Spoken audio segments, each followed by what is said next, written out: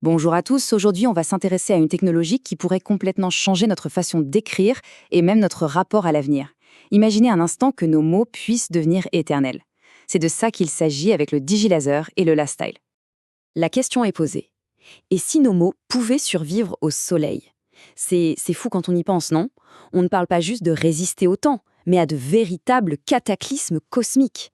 C'est précisément la promesse, un peu folle, qui se cache derrière cette innovation. Bon, alors, de quoi s'agit-il concrètement? Ce système, développé par une société qui s'appelle Zeldo, se compose de deux choses. D'un côté, on a le digilaser. C'est un laser, oui, mais contrôlé directement par la pensée et implanté sous la peau du doigt. De l'autre, il y a le lastyle. Pensez à une feuille de papier, mais quasiment indestructible. Et là, regardez le contraste.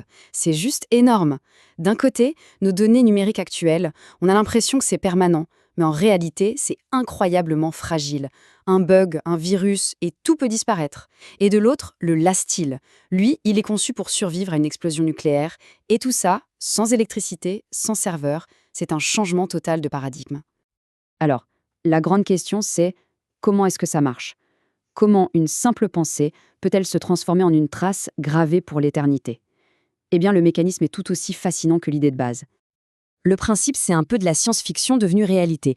On implante ce petit laser sous la peau d'un doigt et il est directement connecté au système neurocognitif. Donc, plus besoin de clavier, de stylo, de quoi que ce soit. C'est la pensée pure qui commande au laser et celui-ci grave des caractères avec une précision absolue. Et le support, ce fameux papier lastyle, c'est une petite merveille de technologie. Il est fait à base de composites de carbone complexes et d'un élément appelé hélium-3. Pour donner une idée, il peut résister à des températures allant jusqu'à 10 000 degrés Celsius. C'est simple, il est conçu pour être quasiment indestructible. Mais alors pourquoi? Pourquoi développer une technologie aussi extrême? D'où vient ce besoin de créer quelque chose d'éternel? Pour comprendre, il faut revenir un peu en arrière, à un événement qui a tout bouleversé. Ce chiffre, il fait froid dans le dos. 90%. Pendant le grand bug de 2030, c'est la part de toutes les données sur Internet qui a été purement et simplement effacée. Imaginez ça.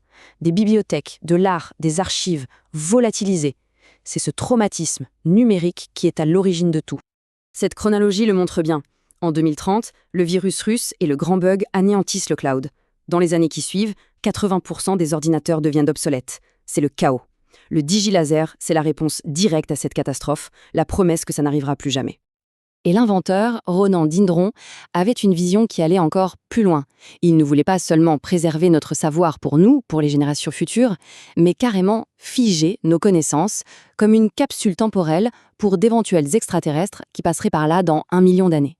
L'ambition est cosmique. Une technologie pareille, ça ne change pas que le support d'écriture, ça change aussi la personne qui écrit. Et c'est ainsi qu'est apparu un nouveau genre de créateur, presque une nouvelle profession. On les appelle les néoscribes. Et on ne devient pas néoscribe du jour au lendemain, c'est tout un parcours. Il y a d'abord une préparation psychologique, ensuite un entraînement pour apprendre à fusionner sa conscience avec le laser, et enfin, il faut maîtriser cette création désincarnée, où la main devient le prolongement direct de la pensée. C'est une fusion totale. Mais le plus intéressant, c'est que ce n'est pas juste un outil pour transcrire des pensées. Pas du tout. En connectant directement le cerveau à l'acte de création, les chercheurs se sont rendus compte que ça débloquait de toutes nouvelles strates de la connaissance. Des portes créatives totalement inattendues se sont ouvertes. Et les résultats sont bluffants. On a vu des néoscribes atteindre des niveaux de créativité qu'on pensait inaccessibles. Ils ont même résolu des problèmes de géométrie qui étaient considérés comme insolubles, simplement parce qu'ils pouvaient penser et représenter gestuellement des formes très complexes. Bon, tout ça est très prometteur. Mais quel est l'avenir pour cette technologie? Eh bien, il y a un obstacle. Un obstacle de taille et qui n'est, littéralement, pas sur Terre. Voilà le problème majeur. Pour l'instant, la production de ce fameux papier lastyle est très limitée. Pourquoi? Parce qu'elle dépend d'un ingrédient clé qui est quasiment introuvable sur notre planète. Et cet ingrédient magique, c'est l'hélium-3. Et où est-ce qu'on en trouve en abondance? Sur la Lune. On voit donc tout de suite le défi. Le futur de cette technologie dépend de notre capacité à mettre en place d'immenses opérations pour extraire cet hélium-3 sur la Lune et le ramener ici. Mais si on arrive à surmonter cet obstacle, les ambitions sont immenses. On ne parle plus seulement d'écrire, mais de sculpter des objets en 3D par la seule force de la pensée, de graver des millions de livres, bref, de garantir une fois pour toutes la survie éternelle de tout le savoir humain. Et tout ça nous amène à une dernière question, une question assez vertigineuse. Si chaque mot qu'on écrit est gravé pour l'éternité, comment est-ce que ça changerait ce qu'on choisit de dire? L'idée même de brouillon, d'erreur, disparaît. Quelle responsabilité ça implique? C'est une pensée fascinante sur laquelle on peut méditer.